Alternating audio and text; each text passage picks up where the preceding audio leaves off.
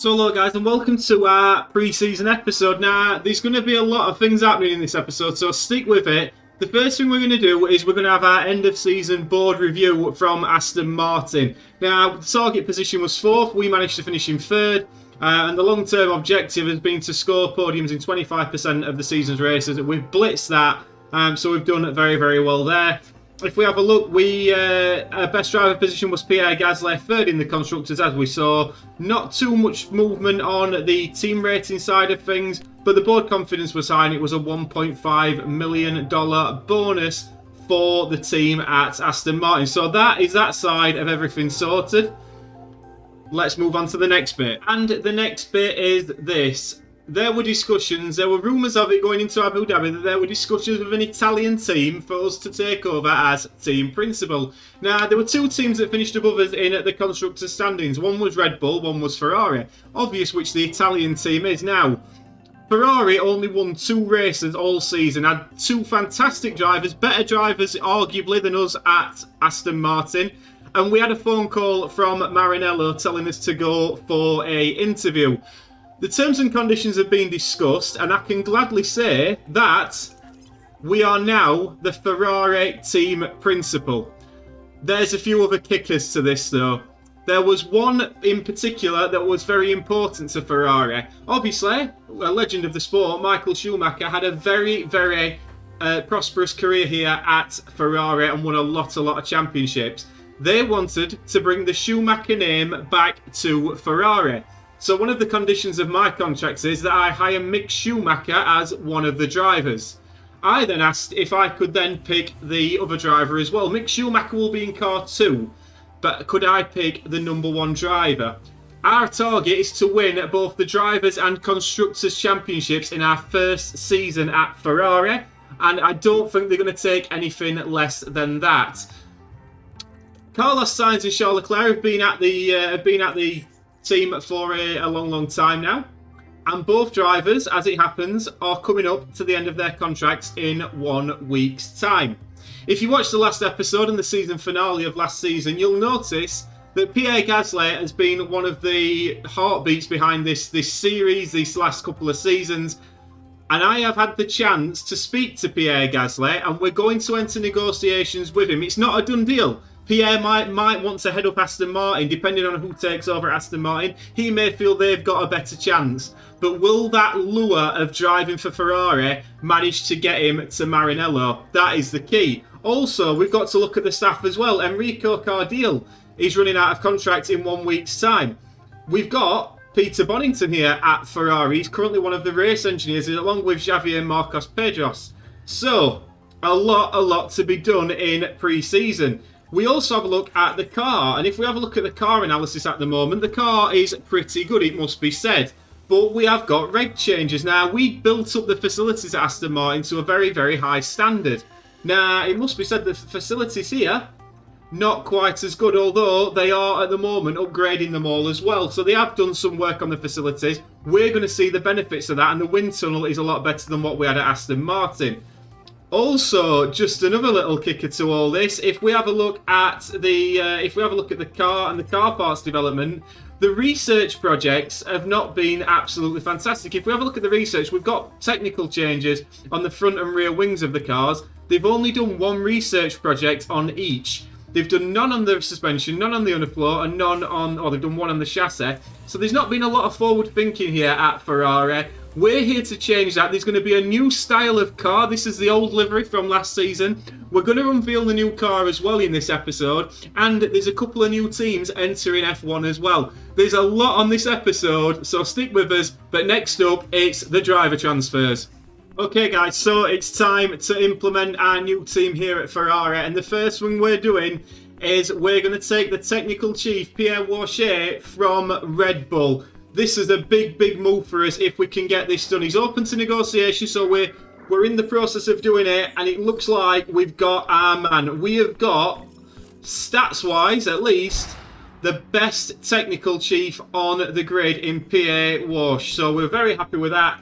Now it's time for the driver. So if we just go back, we need 2 drivers. We're not going to be promoting Oscar Piastri. I know he's on the grid in real life, but I don't think he's going to be what we want. And obviously, first and foremost, we've got to get Mick Schumacher, who's been released by Williams. What a move this is for young Mick Schumacher. Let's get his salary up. Let's get him into car 2. We're going to give him 3 seasons because this is what Ferrari wanted. They wanted that Schumacher name back at Ferrari. So we're going to give him 1.5 million. We'll give him a little kicker as well, a starting bonus. I'm sure we're going to sort him out with a Ferrari as well. So Mick Schumacher is going to be offered a contract here at Ferrari. He's happy with car 2. He's happy with everything. Mick Schumacher, welcome to Ferrari. Big moves. That means there is 1 driver slot left at Ferrari. Now, there's options. There's very many options. We've got Fernando Alonso, who's now a free agent. Aston Martin chose not to renew his contract at the end, but he did crash out in that final bit. Lando Norris, could he be one that we look to join us here at Ferrari? Or George Russell? I believe that we should be having a look at Pierre Gasly. We've put a lot of work into Pierre Gasly, and I believe he could become world champion. And of course, that is what we need to do here in our first season. Car 1 for Pierre Gasly. We are going to put him on... I don't think he's going to accept 9 million. I think we need to be up somewhere in the 15 million region. So let's have a look and see what we can do with Pierre Gasly. 15 million. We're going to give him 2 seasons. Let's have a look to see what he does there. Pierre Gasly, will he accept to come with us from Aston Martin? He's not happy with 2 seasons, and he's not happy with 15 million. Let's go again. Let's give him 3. We can replace him if we need to, but I reckon this could be a dynasty for Pierre Gasly. We're going to go for 17 million. Starting bonus of 1.5. I'm not convinced we need him for 3 seasons. I'm going to stick to 2. Let's see if Pierre Gasly fancies this. 2 seasons, 17 million.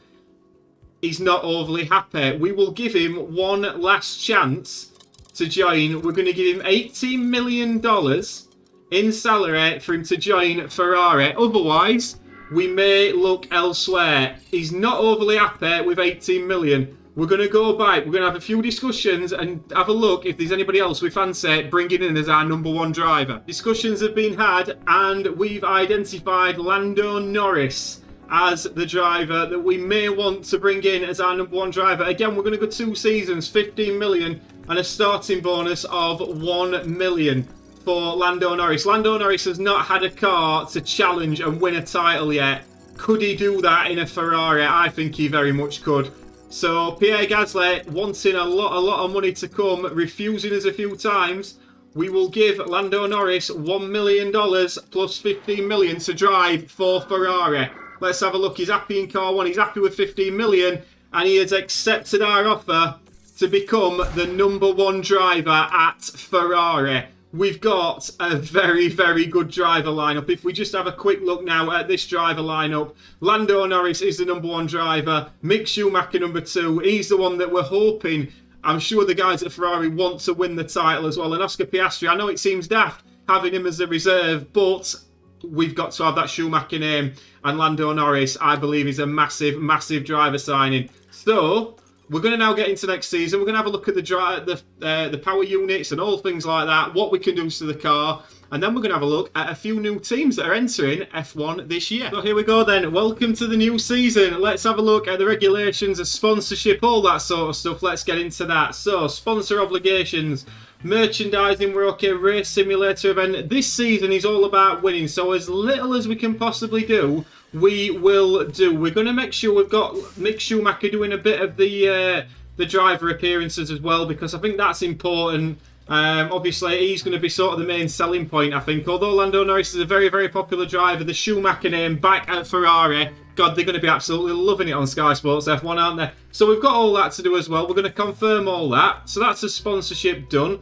If we have a look at the board expectations, as we said, it is first or above. They want to be the champions this year.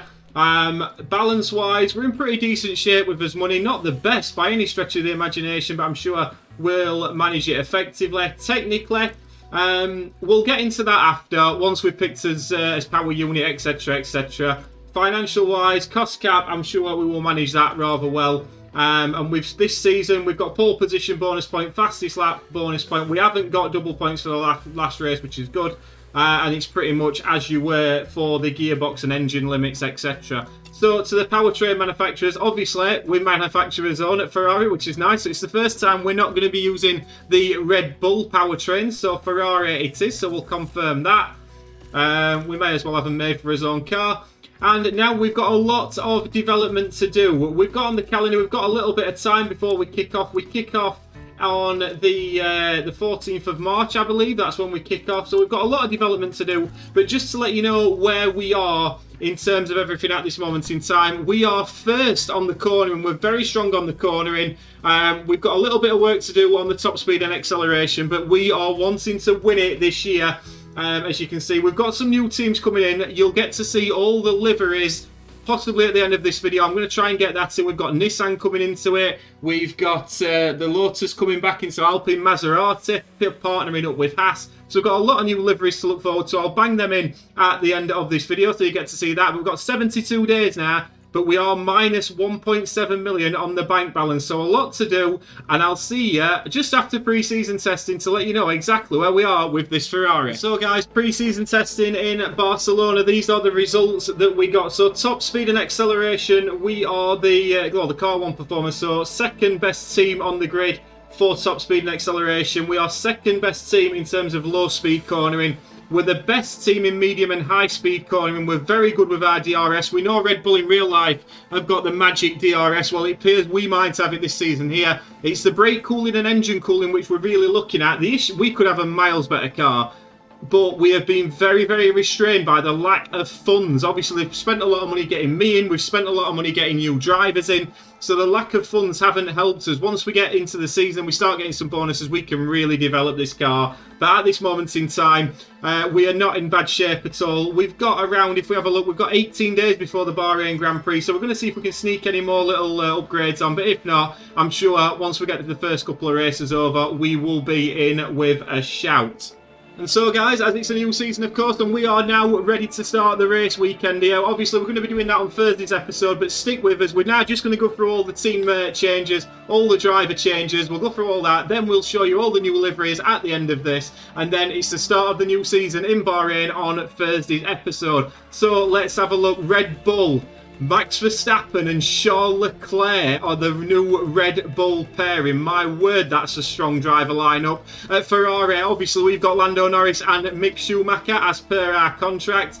Aston Martin have got Carlos Sainz in with Pierre Gasly. Pierre Gasly relegated to car 2. Maybe you should have come to us, Pierre. Valtteri Bottas in the Mercedes along with George Russell. That remains unchanged. McLaren, it's Danny Ricciardo and Sergio Perez who are back in the McLaren cars. Alpine, we see Esteban Ocon and Guan Yu Zhou. That's an interesting lineup for the new Lotus Renault team. Audi have got Kevin Magnussen and Alexander Albon. Nicholas Latifi is at Haas with Sebastian Vettel. Lance Stroll and Zane Maloney make up the new Nissan team. We've got Yuki Tsunoda at Williams with Logan Sargent, with Nick DeVries dropping down to a reserve. As we can see, no Lewis Hamilton on the grid, the main notable absence there.